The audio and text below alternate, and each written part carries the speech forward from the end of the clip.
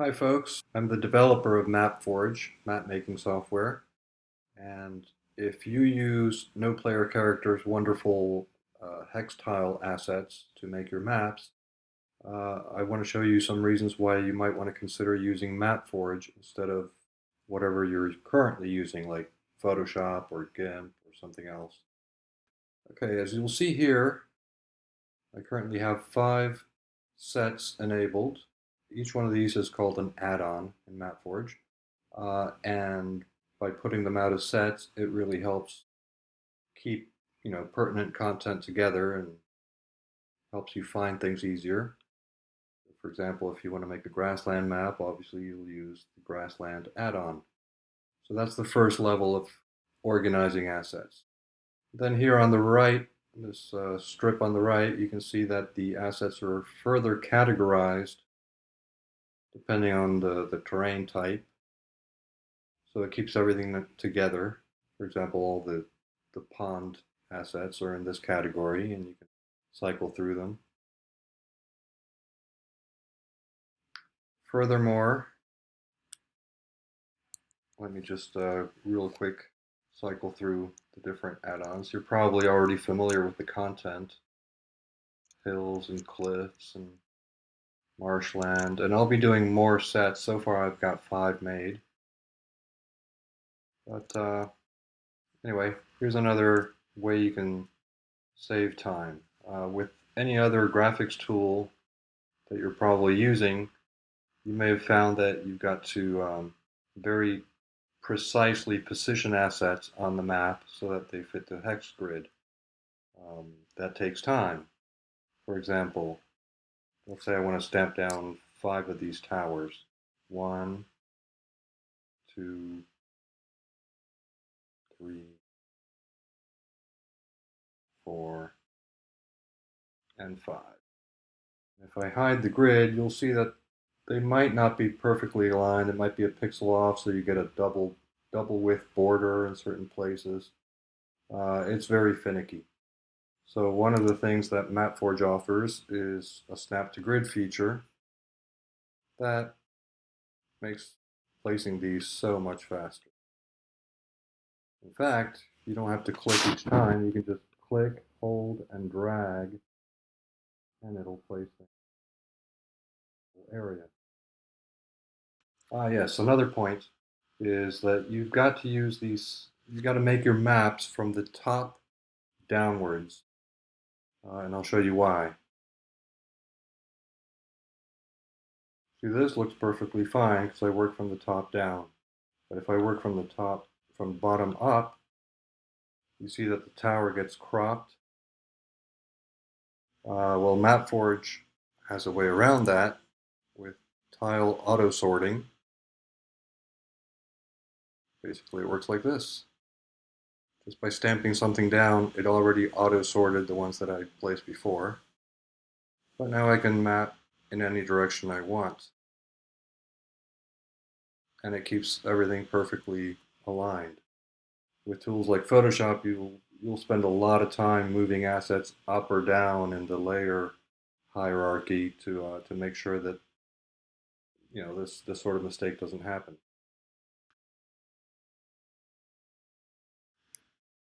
Zoom out so we can see more of the map, and let's use the bucket fill. This can save you a lot of time. Well, currently I stamped down just this one little grass tile, so it's going to be a bit of a repetitive pattern to it. But there's a feature for randomizing the assets, and what it's going to do is it's going to put any one of these 4 grass tiles in each hex. We'll try that.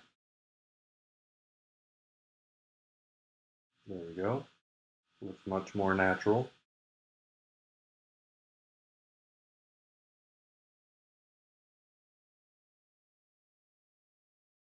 These hexes are still independently editable.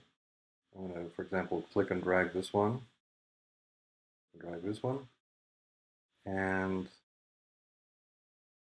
if I were to stamp something down, let's say these tiles,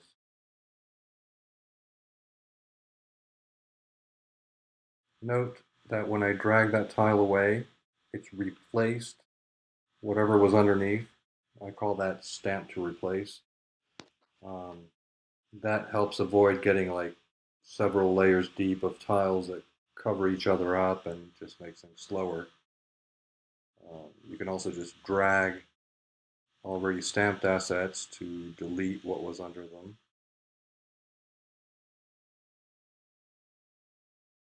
And the other thing I wanted to show is that when you use the bucket fill,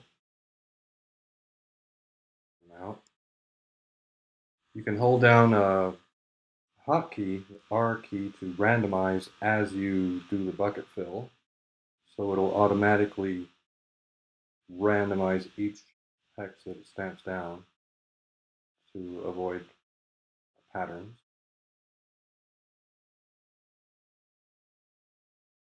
Take a look at that closer.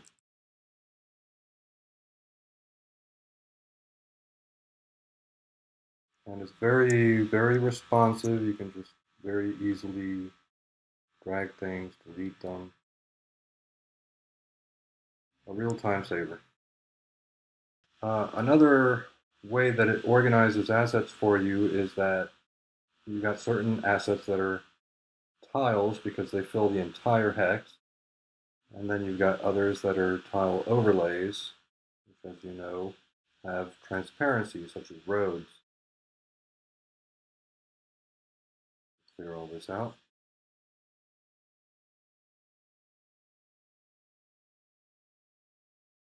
And you could easily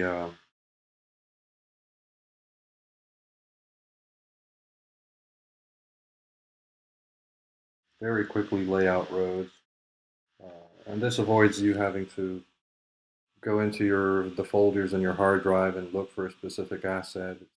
It's all grouped together for you, so it's a lot faster to make maps this way.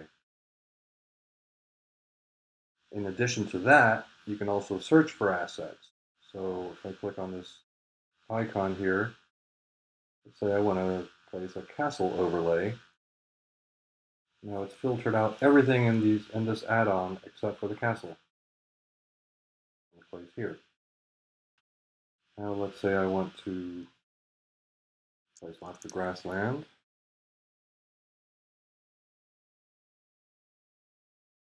Note that tiles do not overwrite the tile overlays. Those are two separate things.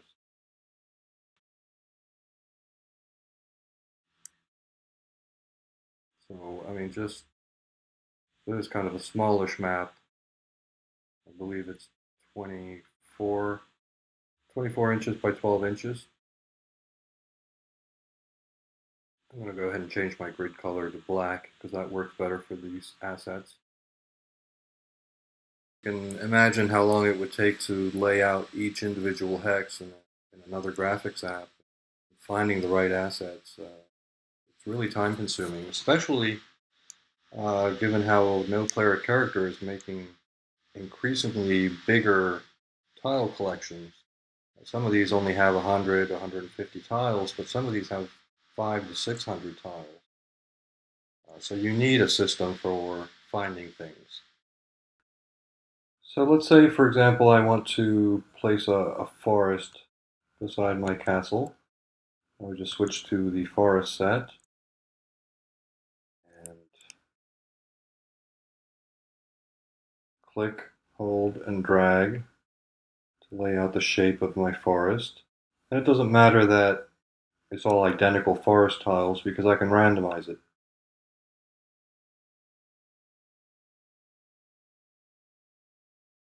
And if I don't like the results of the randomization, let's say I like the forest, but I want to get rid of the huts, I can just click on those assets to select them, shift clicking. And each of these tiles that you see down there still contains a reference to all the sister tiles that go in that set. So I can just cycle through them to get rid of the huts.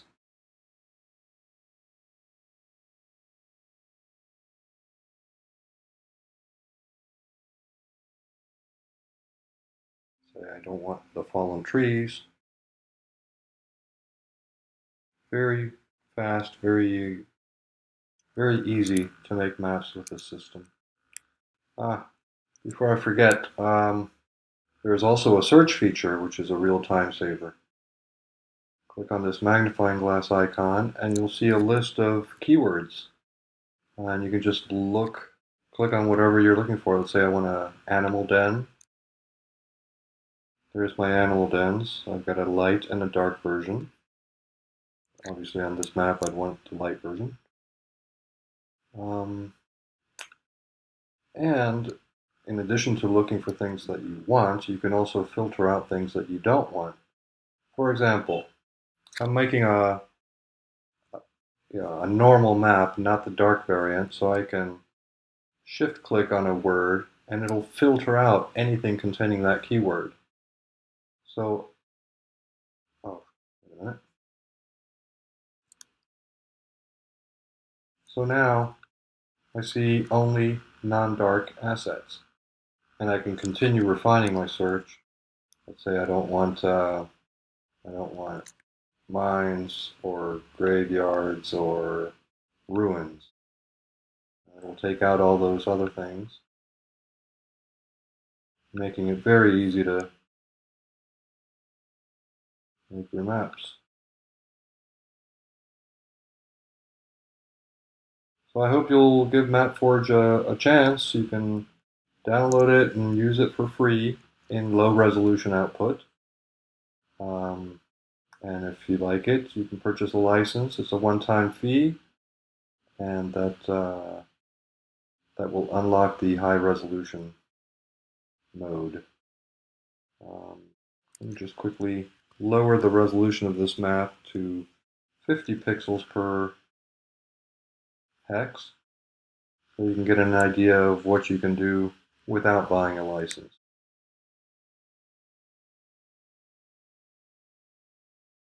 There I am fully zoomed in.